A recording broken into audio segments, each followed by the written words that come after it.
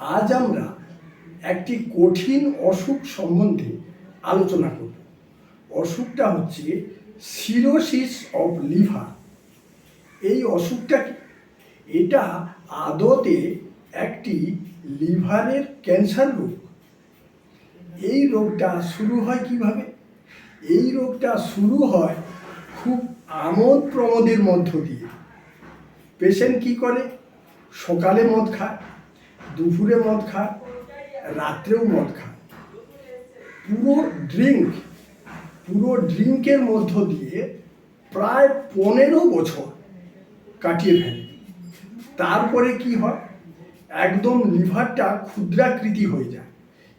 এই লিভার একদম ক্ষুদ্রাকৃতি হয়ে যাওয়ার পর পেশেন্টের খাওয়ার চাহিদা একবারে থাকে না। রাত্রে একটা রুটিও খেতে পারে না। পরপরে কি হয়?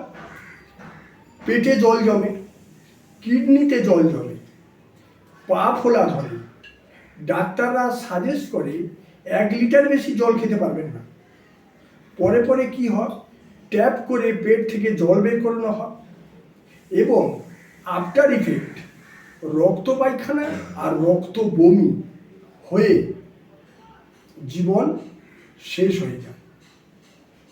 তাই সময় থাকতে থাকতে এই অসুখের ব্যাপারে প্রপার ধারাবাহিকভাবে হোমিও ট্রিটমেন্ট করলে সুন্দর এবং সাকসেসফুল হতে পারে পেশেন্ট।